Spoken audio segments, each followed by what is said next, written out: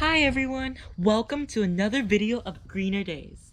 My name is Alex and I'm so happy that you're here to watch this video with me today.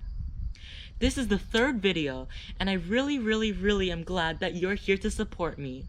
I really hope you enjoy the course, and if you have any questions, comments, or suggestions, please write them down in the comment section below. I founded Greener Days because I believe that everyone deserves to have equal access to the beauty of nature. I hope that you enjoy my video course. Please give me a like and let's dive right into today's video. So, today we are going to be learning about another beautiful animal. As you probably know already in the title, we are going to be learning about the beautiful Black African Rhino that's found in Africa, of course. I'm really excited to dive into this video and I hope you are too. Stay tuned because this is going to be epic.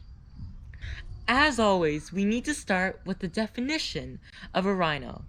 So, what is a rhino?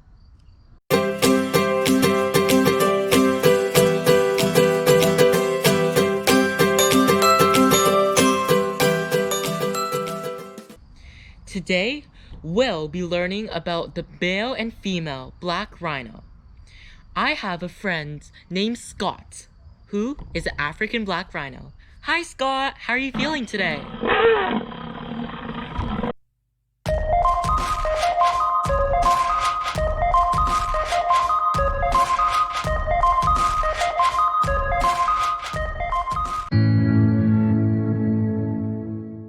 The birth of Scott starts with the male rhino, also called the bull, who approaches the female rhino because he can actually sense that she is ready to start the mating process and then become pregnant. After a while, oftentimes the female rhino will accept the presence of the male rhino, and the mating process will really start to happen. The female positions her tail to start the mating process, and this is called copulation.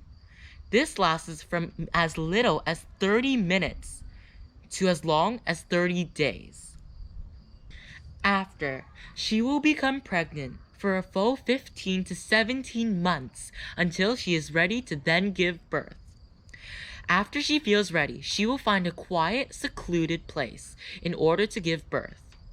This process is extremely sensitive and careful, as the female wants to be as undisturbed as possible. The mother rhino is only 3 to 4 years old at the time that she gives birth.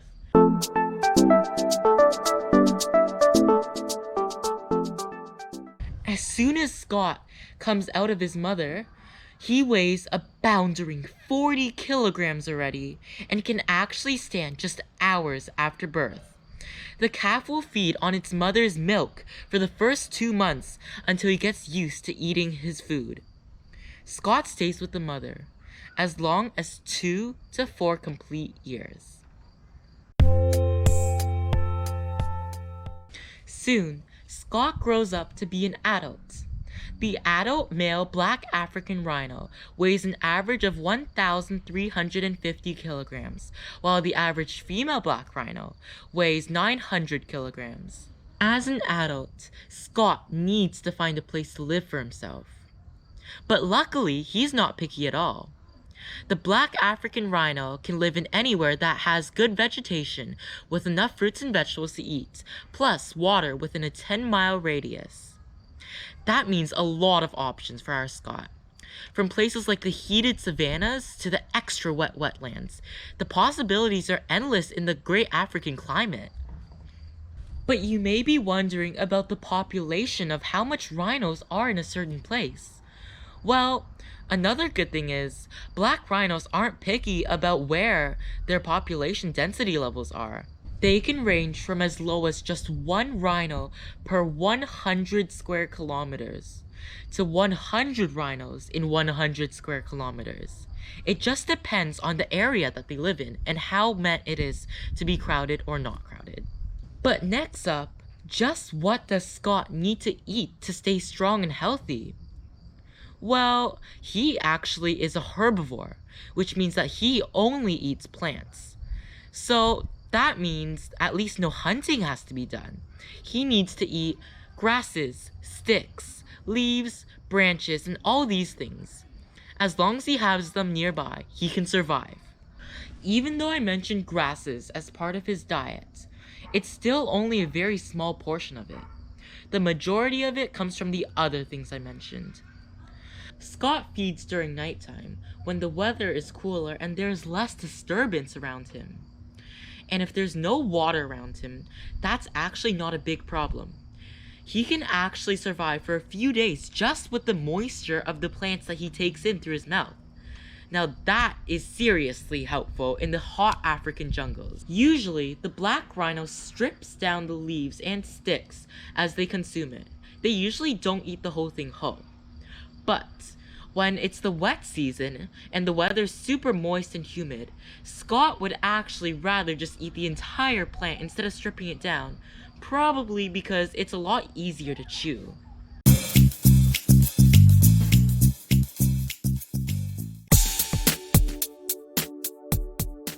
But what about their territory system? How do they work it out, just like secret borders? Black rhinos are usually quiet and they like to live alone. But the space that they live in varies between male and female. Scott, who is a male, has a territory of about 3.9 kilometers around him. He will live in that space alone for the rest of his life, unless he chooses to mate with female black rhinos in the future. But females usually have a larger space than male rhinos. They live in an area with 5.8 to 7.7 square kilometers of space that surrounds them. They also like to live by themselves, unless they are raising their own calf. But for these animals, it's not enough to just occupy the space. They need to really own it, and they need to have proof that they did it too. Now, you can relate to this like our border system, because it's so clear when you're about to cross it. That's the exact same thing for these animals. There's quite a few ways to mark territory in the rhino world. You can spray urine, dung, or you can even rub your skin against a rock or a tree to create a scent. Scott chooses to use urine to mark where he thinks his border starts. But the female rhinos have another reason to do this as well. They can actually use their urine to mark the places where they're ready to mate. That way the males can easily find them. The rhinos often communicate by grunting, sniffing, or snorting. Scott usually makes these sounds if he feels concerned or disturbed.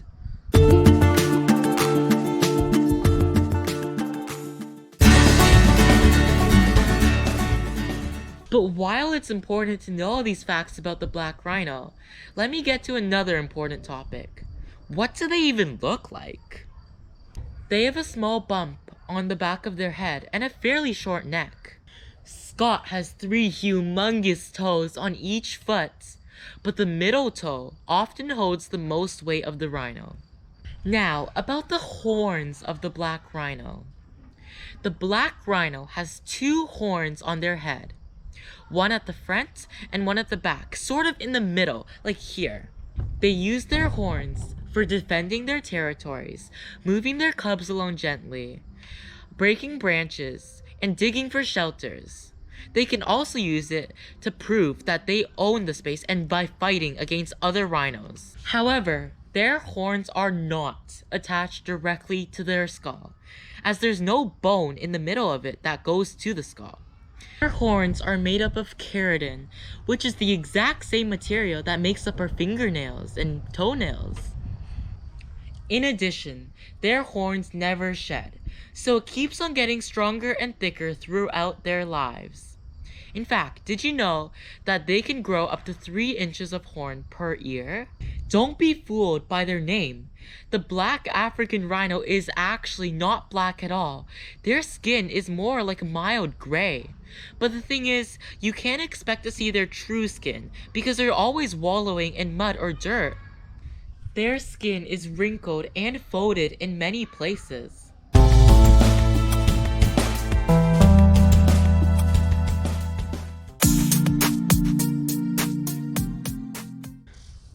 Their population is much lower than it should be.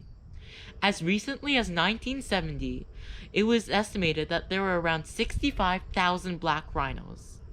Nowadays, there are only about 5,630 left in the wild. We need to do what we can to help these magnificent creatures thrive in the wild. And while it seems like 6,000 black rhinos are so less, I'm sure you've heard somewhere that there are only 2 African white rhinos left in the wild. Can you believe it? Just 2 left? Now that is seriously small. We need to save them before they go extinct forever. But the good news is you don't have to always donate to charities to make the world happy. You can do things your own way. From making sure that you don't buy rhino horn products, to doing things like making petitions for campaigning against more space for the wild rhinos to roam in.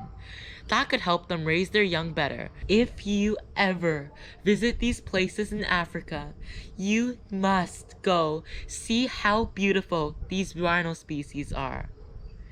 There might not be much more chances, so make the most of it. And I'm confident you'll learn to love them just as much as I do if you don't already. Thank you so much for choosing to watch the 3rd video. I really hope you enjoyed it. And if you did, please subscribe and please like this video. Sharing it with your friends and family will only do really good in this world. Once again, thanks so much for your time. I hope you have a great day and I really hope you learned something brand new today.